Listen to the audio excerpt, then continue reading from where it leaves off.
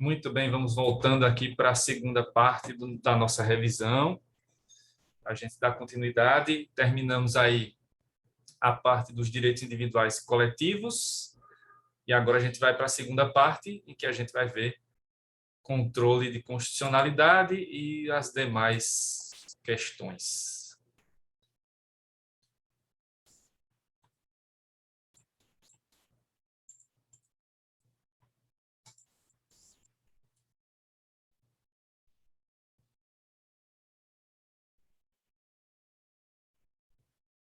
Aguardar só mais um pouquinho aqui para chegar mais gente, né?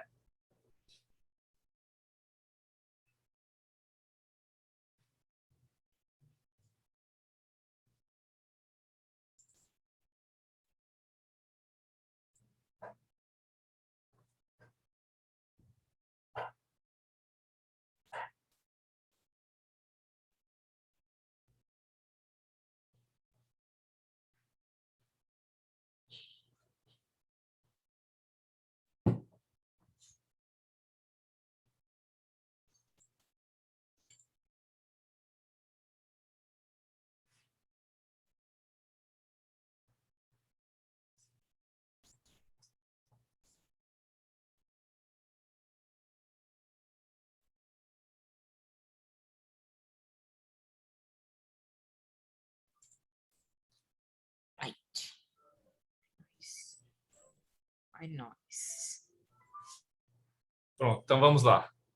Quinta questão. Considere a seguinte situação hipotética. Decreto Legislativo do Congresso Nacional susta ato normativo do Presidente da República que exorbita dos limites da delegação legislativa concedida. Insatisfeito com tal iniciativa do Congresso Nacional e levando em consideração o sistema brasileiro de controle de constitucionalidade, o Presidente da República pode... Essa foi uma questão do 24º exame. Vamos às alternativas. Na letra A, o presidente pode deflagrar o controle repressivo concentrado mediante uma arguição de descumprimento de preceito fundamental, a DPF, pois não cabe a ação direta de inconstitucionalidade de decreto legislativo. Letra B. Recorrer ao controle preventivo jurisdicional mediante o ajuizamento de um mandado de segurança perante o Supremo Tribunal Federal. Letra C. Deflagrar o controle repressivo político mediante uma representação de inconstitucionalidade, pois se trata de um ato do poder legislativo. E letra D. Deflagrar o controle repressivo concentrado mediante uma ação direta de inconstitucionalidade, ADI, uma vez que o decreto legislativo é ato normativo primário. Qual seria, então, aí, gente, a alternativa? O que é que o presidente poderia fazer nesse caso?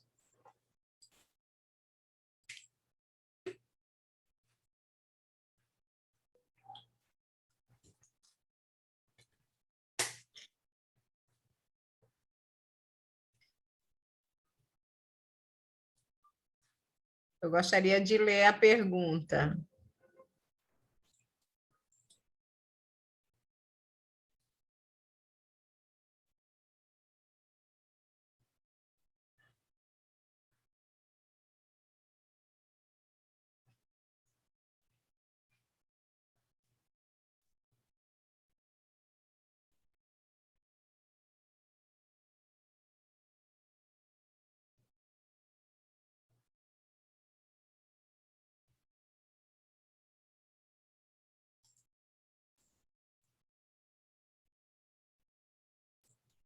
Então, vamos lembrar um pouquinho aqui de algumas coisas importantes, né? Principalmente essa questão do controle preventivo e repressivo, falando aqui sobre esses termos que foram utilizados nas alternativas. Então, o controle de constitucionalidade, quando analisamos essa questão do controle quanto ao seu momento, ele pode ser dividido em duas espécies. O chamado controle preventivo, ou a priori, ou o controle repressivo, superveniente, sucessivo ou a posteriori. Quem faz o controle preventivo? O controle preventivo é feito, em regra, pelos poderes legislativo e executivo, em momentos distintos, também podendo ser feito pelo Poder Judiciário em determinados casos. O controle preventivo é aquele feito na fase em que, ou nas fases em que essa lei, né, ou essa emenda constitucional ainda não se tornou realmente lei ou não entrou em vigor. Então, é na fase ali de preparo, na fase em que ainda está em projeto. Então, quando o projeto de lei está tramitando no Congresso, é possível que o Poder Legislativo faça o controle preventivo, por exemplo, nas comissões de Constituição e Justiça ou nas comissões específicas que vão tratar do tema.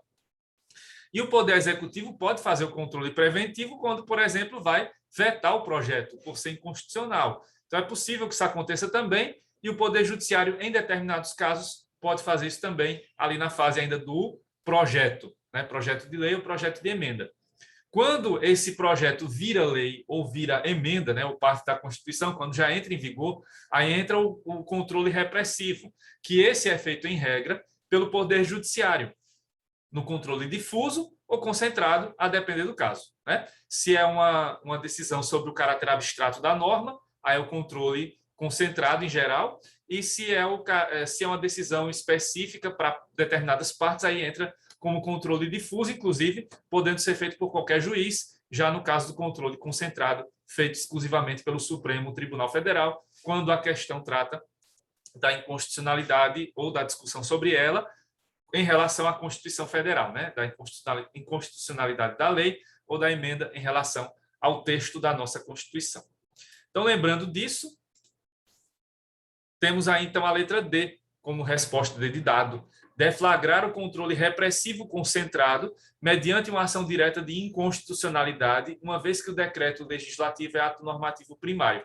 Aí, uma ressalva, né, ou duas ressalvas importantes. Já havia um decreto legislativo, né, e aí, como esse decreto já está em vigor, então aí só funcionaria realmente o controle repressivo, por isso que se vai buscar a ação direta de inconstitucionalidade, que vai ser ajuizada, então, em nome do presidente da República. E lembrando desse conceito de ato normativo primário ou secundário, a doutrina usa isso aqui para definir, por exemplo, que aquelas normas que são criadas a partir da Constituição, né, que estão relacionadas diretamente com a Constituição, são chamadas de atos normativos primários, que entrariam, então, aí as leis ordinárias, leis complementares, medidas provisórias, decretos legislativos. São aquelas normas que, em geral, estão no segundo degrau da pirâmide do Kelsen, lembram? E os atos normativos secundários, então, entrariam como decretos, portarias, circulares, os decretos executivos, no caso, que seriam, então, atos já derivados de outra norma, que seriam derivados, por exemplo, da lei, etc. Então, esses que estão lá na base da pirâmide do Kelsen entrariam como atos normativos secundários. Então, quando a questão se refere a decreto legislativo como ato normativo primário, é essa referência que é feita, tá certo? Então, esse é o ponto aí, outro ponto a ser destacado. Certo, gente?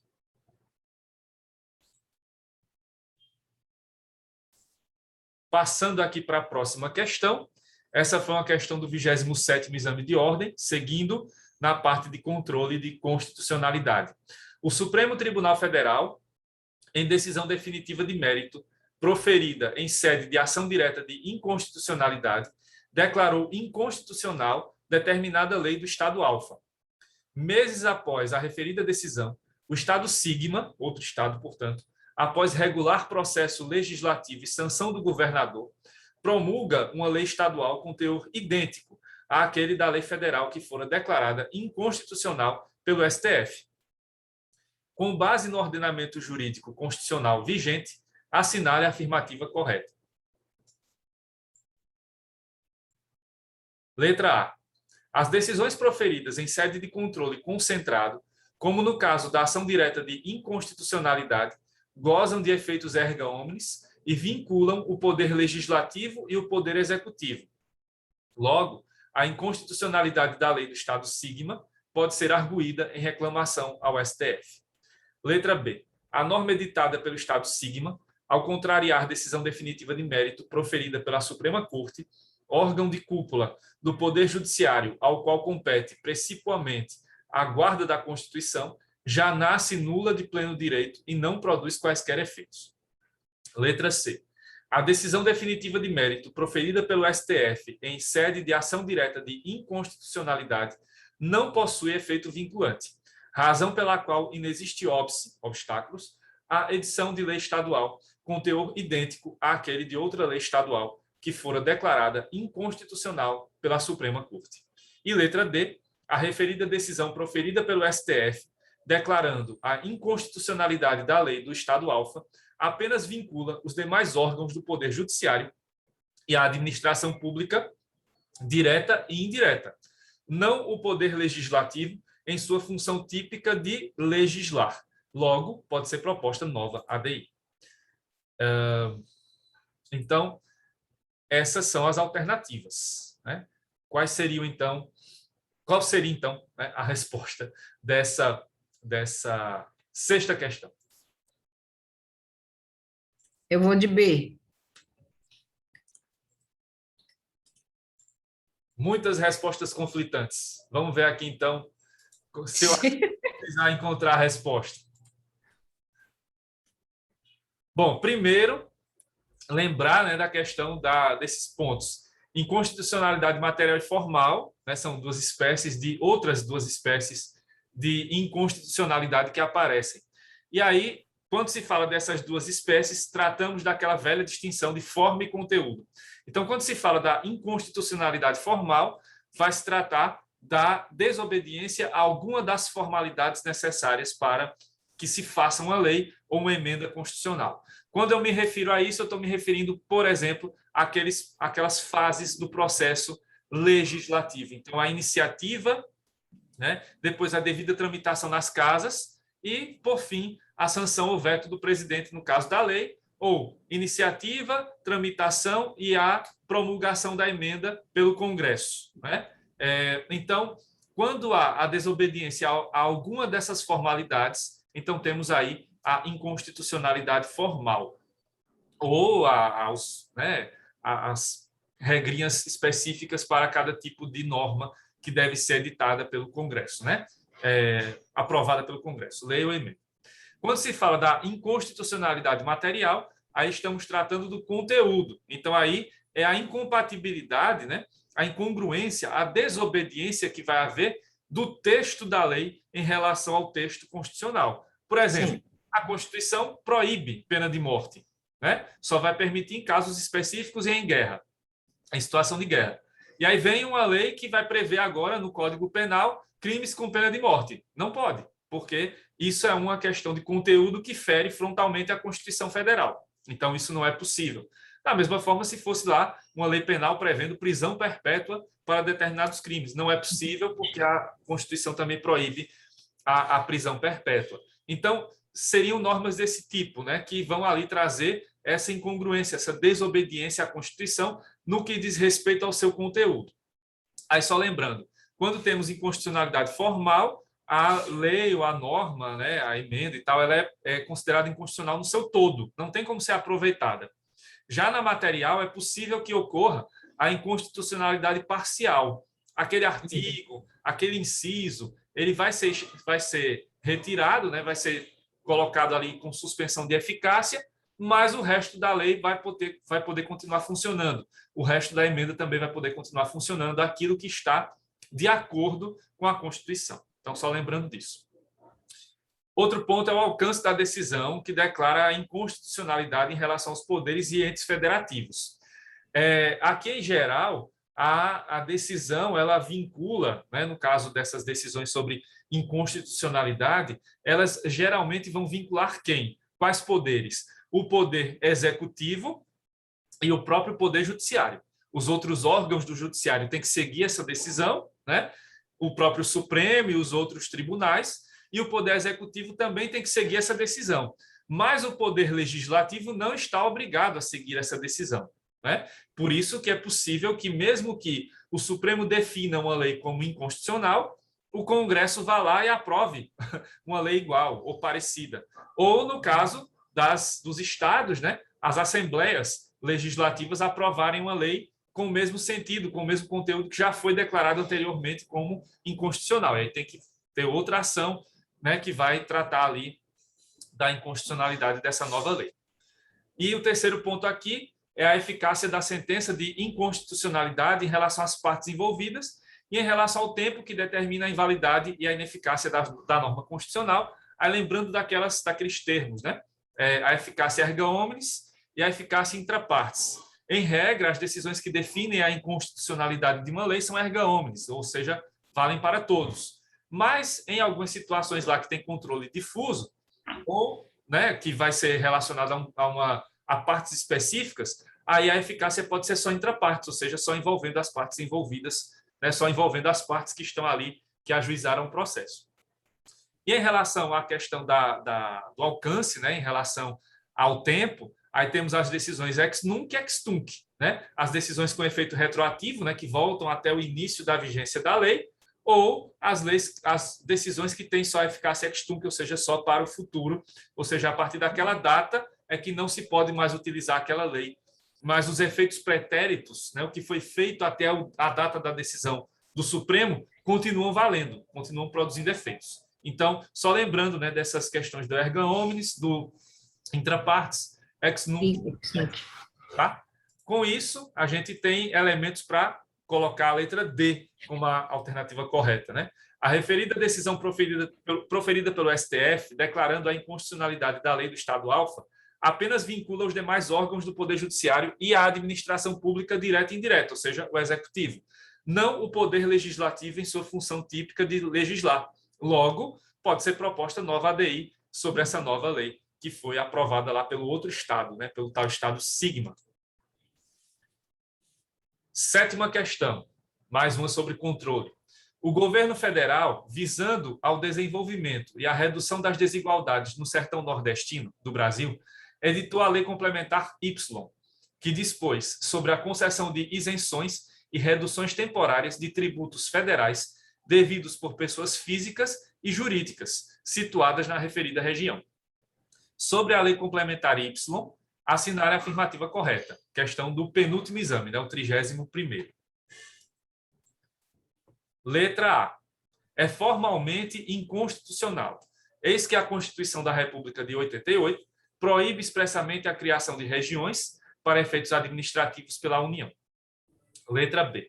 É materialmente inconstitucional, sendo vedada a concessão de incentivos regionais de tributos federais, sob pena de violação ao princípio da isonomia federativa. Letra C. É formal e materialmente constitucional, sendo possível que a União conceda incentivos visando ao desenvolvimento econômico e à redução das desigualdades no setor nordestino. Letra D. Apresenta inconstitucionalidade formal subjetiva, eis que cabe aos estados e ao Distrito Federal, privativamente, criar regiões administrativas visando ao seu desenvolvimento e à redução das desigualdades. Qual seria, então, aí a alternativa? Sim. Essa está... Primeiro que é nossa, nordestina. Sertaneja, como alguns de nós somos. Exatamente. Então, nos envolve aqui diretamente, É. Ver aqui o que é que fundamenta essa questão. Primeiro, as dúvidas aqui que podem aparecer sobre a questão. Como eu falei agora há pouco, estamos tratando aqui de discussão sobre constitucionalidade formal, se obedeceu a todas as formalidades previstas na Constituição, e se o conteúdo da norma está de acordo com a Constituição. Então, pode a matéria sobre concessão de isenções fiscais e tal, ela pode ser aprovada por lei complementar? É o que a Constituição prevê? Vamos ver. E o tema, esse tema de possibilitar o sertão, de ter esses benefícios e tal, é constitucional? Qual dispositivo da Constituição fundamenta isso? Então, vamos ver aqui na sequência. Então, sobre a primeira pergunta. O artigo 43, no parágrafo 1º, vai trazer alguma solução para esse nosso problema. Para efeitos administrativos, a União poderá articular sua ação em um mesmo complexo geoeconômico e social, visando a seu desenvolvimento e a redução das desigualdades regionais. Ou seja, pode pegar uma região como o sertão e realmente fazer articulações ali em relação a ela. Parágrafo 1º. Lei complementar, olha aí, pode, disporá sobre as condições para a integração de regiões em desenvolvimento, a composição dos organismos regionais que executarão na forma da lei os planos regionais, integrantes dos planos nacionais de desenvolvimento econômico e social, aprovados juntamente com esses. Então, a formalidade aqui é a lei a ser utilizada, né? O tipo de lei é lei complementar. Então, esse é o tipo de lei autorizado para esse tipo de concessão. Já no parágrafo 2º, os incentivos regionais compreenderão, além de outros, na forma da lei, isenções, reduções ou diferimento temporário de tributos federais devidos por pessoas físicas ou jurídicas. Então, está dentro do assunto, né? Quanto ao conteúdo, pode sim ter esse tipo de determinação.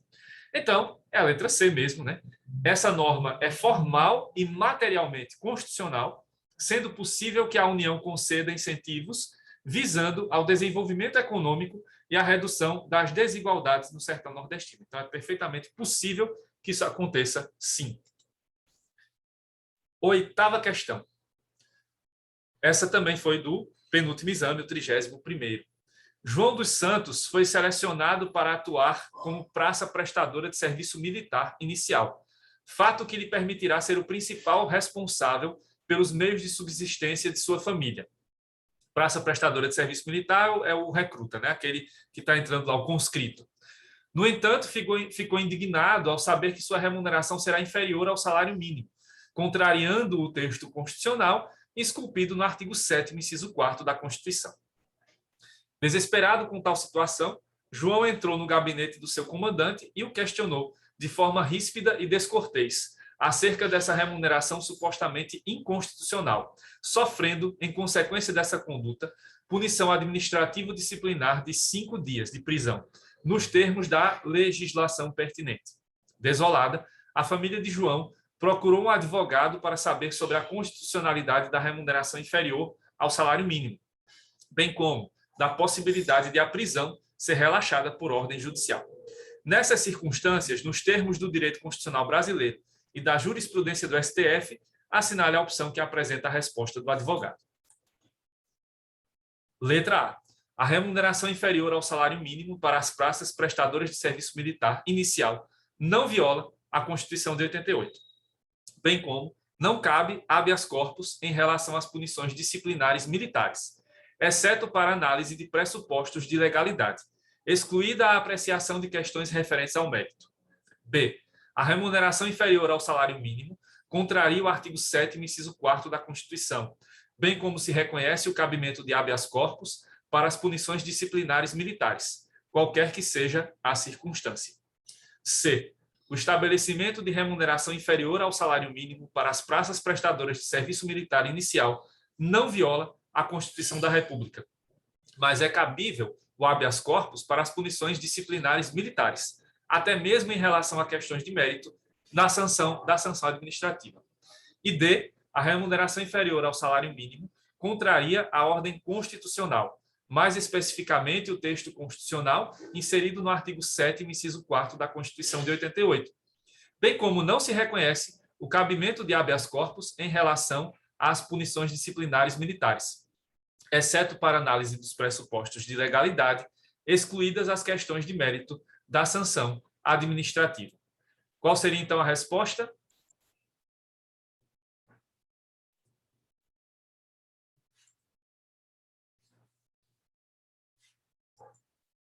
Então, só lembrando aqui para vocês,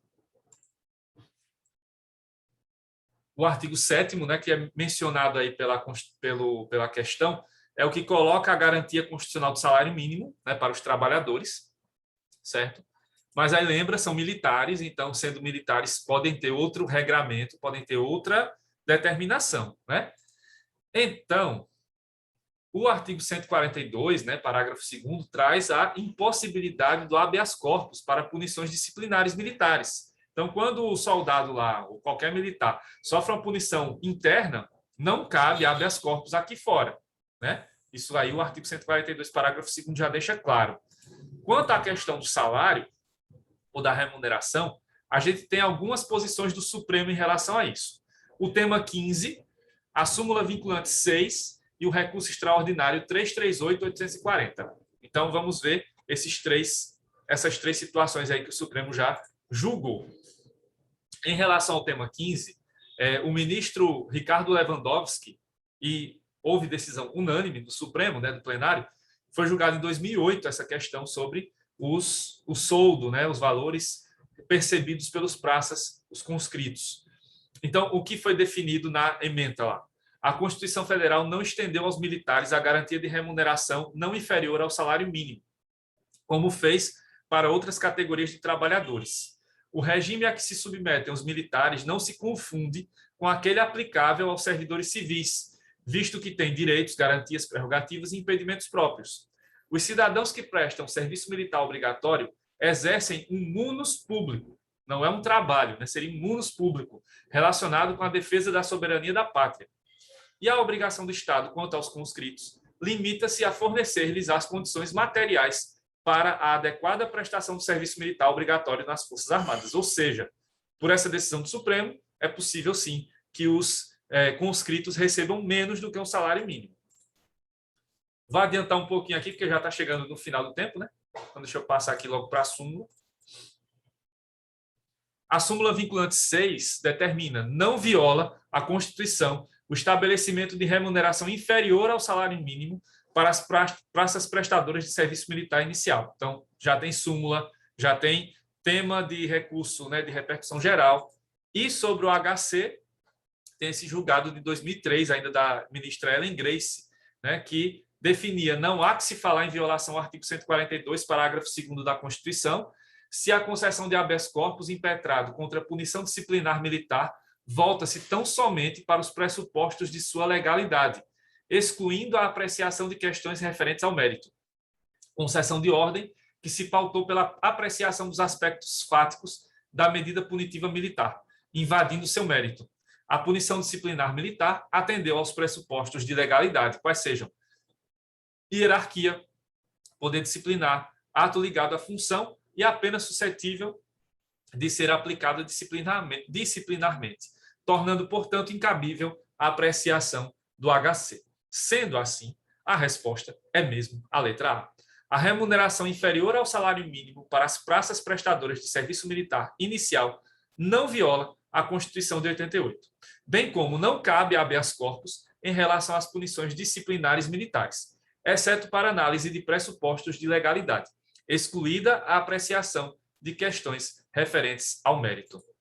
Pessoal, só um minuto, deixa eu interromper um compartilhamento aqui, porque é preciso passar para vocês a lista de presença.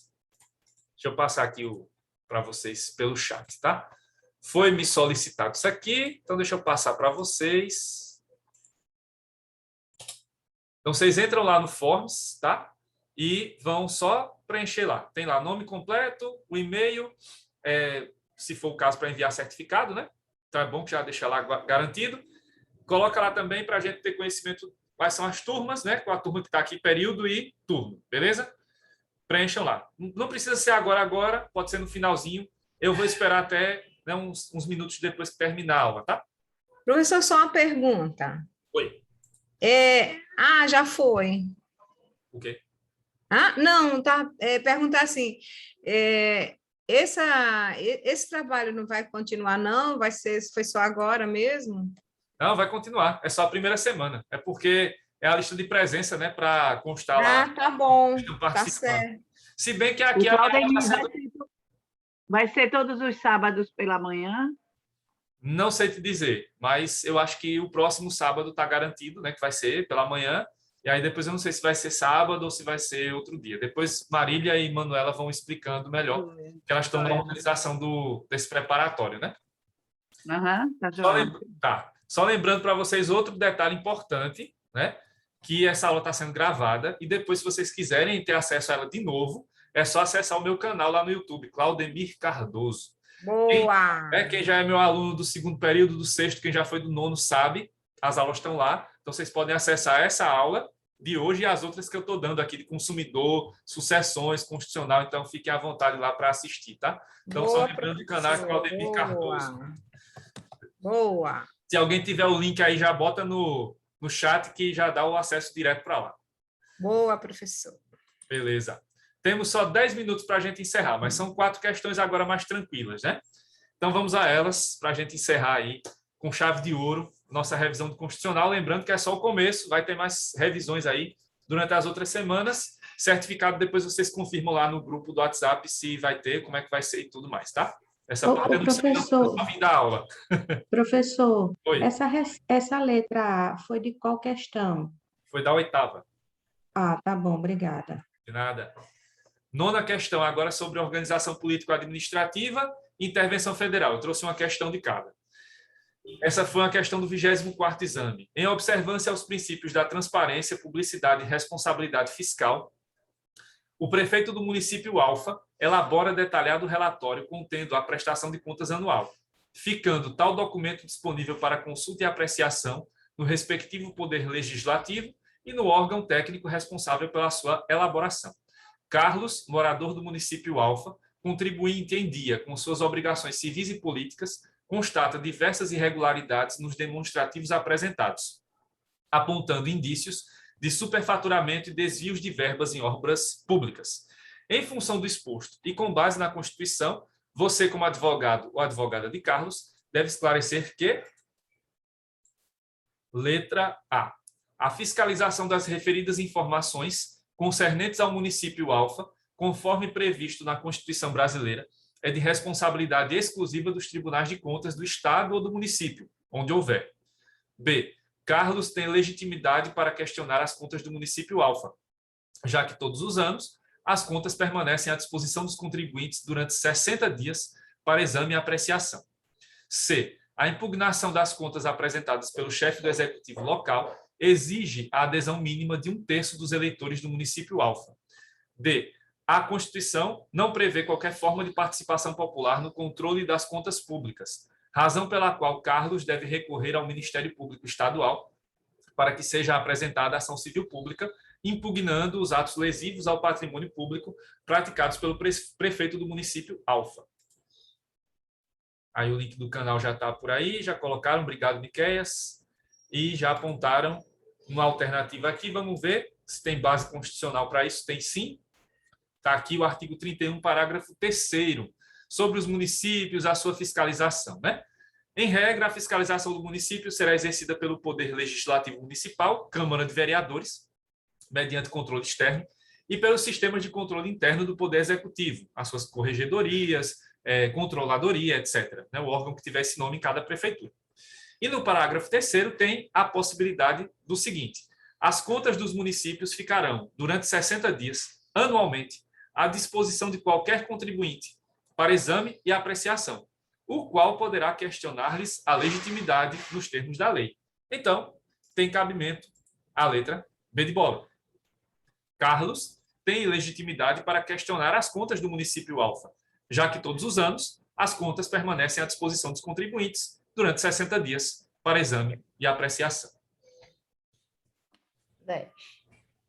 Próxima questão do 27º exame.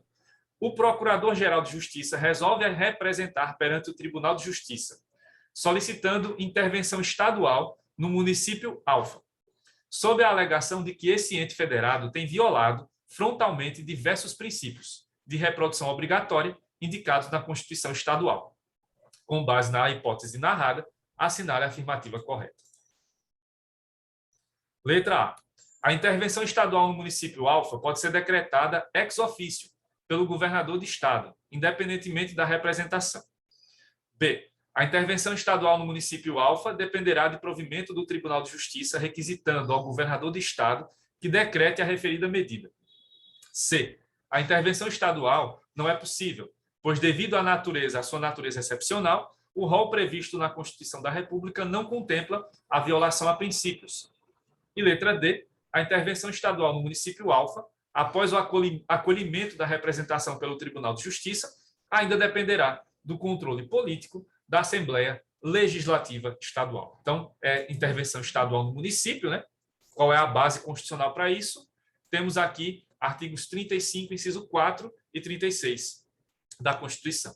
O 35 prevê: o Estado não intervirá em seus municípios, nem a União dos municípios localizados em território federal, exceto quando, inciso 4º, o Tribunal de Justiça der provimento à representação para assegurar a observância de princípios indicados na Constituição Estadual, ou para prover a execução de lei, de ordem ou decisão judicial. Então, é cabível aí a atuação do TJ, né, estadual. E aí, o 36, né, vai estabelecendo ali as questões sobre o decreto de intervenção, que tanto vale para a intervenção federal quanto para a intervenção estadual. E a resposta é a letra B, né? A intervenção estadual no município alfa dependerá do provimento do Tribunal de Justiça, requisitando ao governador de estado que decrete a referida medida. Então, letra B de bola na 10ª questão. E chegando aqui à reta final, né, temos 2 questões sobre poder legislativo para encerrar. Essa foi do exame passado, sobre CPI. Deputados federais da oposição articularam-se na Câmara dos Deputados e obtiveram apoio de 1/3 dos respectivos membros para instaurarem comissão parlamentar de inquérito, visando apurar supostos ilícitos praticados pelo presidente da República. Para evitar que integrantes da base governista se imiscuíssem e atrapalhassem as investigações, foi deliberado que somente integrantes dos partidos da oposição comporiam a comissão. Diante do caso hipotético narrado, com base na ordem constitucional vigente, assinale a afirmativa correta. Letra A. O procedimento está viciado porque não foi atingido o quórum mínimo, de maioria simples, exigido pela Constituição de 88 para a instauração da comissão parlamentar de inquérito. B. O procedimento encontra-se viciado porque não assegurou a representação proporcional dos partidos ou blocos parlamentares que participam da Casa Legislativa.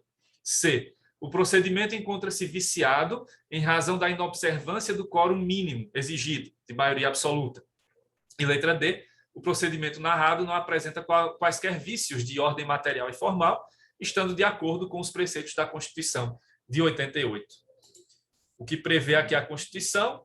O artigo 58, né? Na constituição das mesas e de cada comissão, é assegurada, tanto quanto possível, a representação proporcional dos partidos ou blocos parlamentares que participam da respectiva casa. E, no 58, parágrafo 3º, sobre as CPIs, elas terão poderes de investigação próprios, além de outros previstos, serão criadas pela Câmara ou Senado, em conjunto ou separadamente, mediante requerimento de 1/3 dos membros, para apuração de fato determinado, prazo certo, como é agora a CPI lá da Covid, sendo suas conclusões, se for o caso, encaminhadas ao MP para que promova responsabilidade civil ou criminal dos infratores. E como vocês apontaram aí, a alternativa é a letra B de bola. O procedimento encontra-se viciado porque não assegurou a representação proporcional dos partidos ou blocos parlamentares que participam da Casa Legislativa. E a última questão, o deputado Alberto propôs, no exercício de suas atribuições, projeto de lei de grande interesse para o Poder Executivo Federal. Ao perceber que o momento político é favorável à sua aprovação, a bancada do governo pede ao presidente da República que, utilizando-se de suas prerrogativas, solicite o regime de urgência para apreciação da matéria pelo Congresso. Em dúvida, o presidente recorre ao seu corpo jurídico, vocês, que, atendendo à sua solicitação, informa que, de acordo com o sistema jurídico constitucional brasileiro, o pleito da base governista é viável, pois é prerrogativa do chefe do Executivo solicitar esse regime em todos os projetos de lei. Não pode ser atendido, letra B, pois o regime de urgência constitucional somente pode ser solicitado pelo presidente da mesa de uma das casas do Congresso. C. Viola a Constituição, pois o regime de urgência somente pode ser requerido pelo presidente em projetos de lei de sua própria iniciativa. E D. Não pode ser atendido, pois nos casos urgentes o presidente deve veicular a medida por medida provisória e não solicitar que o legislativo aprecie a matéria. 10º foi letra B também, né? Estão perguntando aí. Então, só lembrando o artigo 64, o presidente da República poderá solicitar urgência para apreciação de projetos da sua iniciativa, e não, no caso lá, da iniciativa do deputado Alberto, né? Então, aqui nós temos os projetos de iniciativa do presidente e a resposta é letra B. B ou C? Voltando aqui. Houve um erro meu aqui, falha nossa, né? A resposta aqui é a letra C. Viola a Constituição, pois o regime de urgência somente pode ser requerido pelo presidente em projetos de lei de sua iniciativa. Assim a gente encerra, né, a nossa aula de hoje. Espero que tenha sido bem proveitosa.